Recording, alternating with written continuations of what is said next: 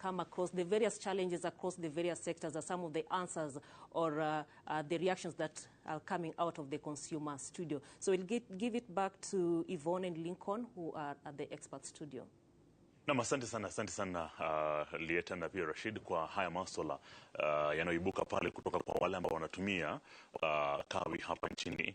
Na tukija kwako engineer David Mwangi, ukiwa ni mshauri huru wa masuala ya kawi, umeweza kusikia kile ambacho Kenya Power imezungumzia, umeweza kuwasikiliza walio katika upande wa serikali na pia wataalam na pia wale ambao ni consumers tofauti. Serikali inapozungumzia kwamba 70% ya Wakenya wanaweza kupata hii kawi, Kenya Power pia inaposema kwamba tuna customers ama wale wateja milioni 9.2. Unaridhishwa na hizi takwimu? Na swali la pili, itachukua nini kuweza kufikia hii asilimia sasa 100 ndipo kila Mkenya pata hii kawi ambayo angeitegemea pale nyumbani ama viwandani pia? Hiyo ni kweli, imechukua muda mrefu kufika pale. Tumefika kiwango hicho cha watu ambao wako na stima, lakini wale ambao wako nazungumza kwa Kiswahili na kinani shida, those who are farther from the transformers, or they may usually 600 meters from an existing transformer, but they may even be more than 10 kilometers from the line that is there, and they will need. They usually may have to pay if they are the ones who require that power, and they are not acting as a group. But then what happens later is that once that customer who has paid is connected, then the neighbors later come. They didn't partner with him.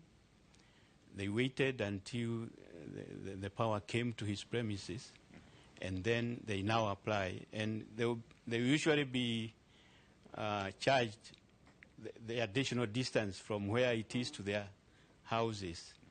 And my question to Kenya Power is, this may seem to be unfair to that first applicant who got connected.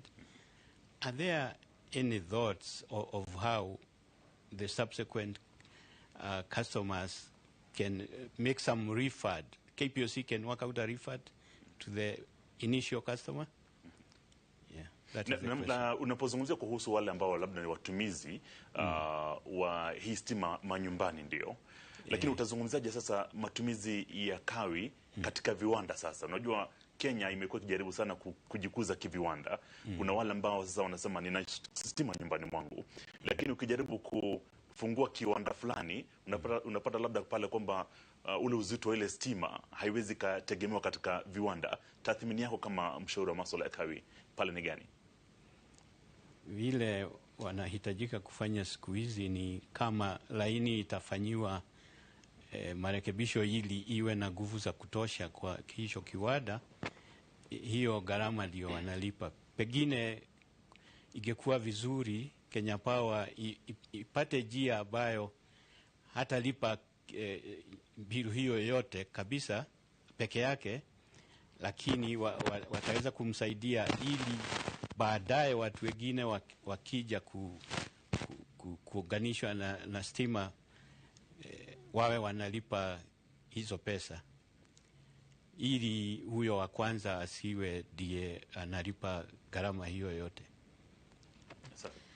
And that's an important question, and we'll probably get that to the Kenya Power Studio about the first person, the first consumer that incurs that cost, and sort of brings it there, and then and what happens to the others.